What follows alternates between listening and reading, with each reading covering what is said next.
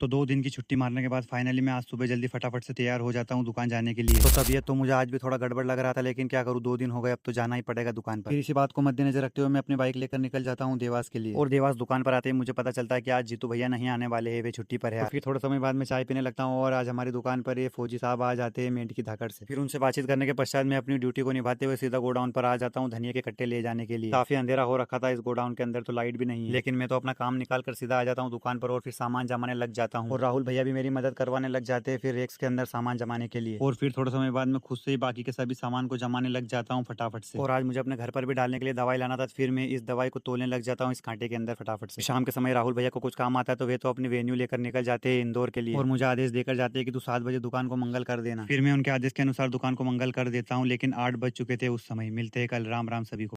तो 2 दिन की छुट्टी मारने के बाद फाइनली मैं आज सुबह जल्दी फटाफट से तैयार हो जाता हूँ दुकान जाने के लिए। तो तबीयत तो मुझे आज भी थोड़ा गड़बड़ लग रहा था, लेकिन क्या करूँ, 2 दिन हो गए, अब तो जाना ही पड़ेगा दुकान पर। फिर इसी बात को मद्देनजर रखते हुए मैं अपनी बाइक लेकर निकल जाता हूँ देवास के लिए। और देवास दुकान पर आते ही मुझे पता चलता है कि आज जीतू भैया नहीं आने वाले हैं, वे छुट्टी पर है। तो फिर थोड़े समय बाद मैं चाय पीने लगता हूँ और आज हमारी दुकान पर ये फौजी साहब आ जाते हैं मेंढक की धाकड़ से। फिर उनसे बातचीत करने के पश्चात मैं अपनी ड्यूटी को निभाते हुए सीधा गोडाउन पर आ जाता हूँ धनिया के कट्टे ले जाने के लिए। काफी अंधेरा हो रखा था इस गोडाउन के अंदर, तो लाइट भी नहीं है, लेकिन मैं तो अपना काम निकाल कर सीधा आ जाता हूँ दुकान पर और फिर सामान जमाने लग जाता हूँ। और राहुल भैया भी मेरी मदद करवाने लग जाते हैं फिर रेक्स के अंदर सामान जमाने के लिए। और फिर थोड़े समय बाद मैं खुद से ही बाकी के सभी सामान को जमाने लग जाता हूँ फटाफट से। और आज मुझे अपने घर पर भी डालने के लिए दवाई लाना था, फिर मैं इस दवाई को तोलने लग जाता हूँ इस कांटे के अंदर फटाफट से। शाम के समय राहुल भैया को कुछ काम आता है तो वे तो अपनी वेन्यू लेकर निकल जाते हैं इंदौर के लिए, और मुझे आदेश देकर जाते हैं कि तू 7 बजे दुकान को मंगल कर देना। फिर मैं उनके आदेश के अनुसार दुकान को मंगल कर देता हूँ, लेकिन 8 बज चुके थे उस समय। मिलते हैं कल, राम राम सभी को।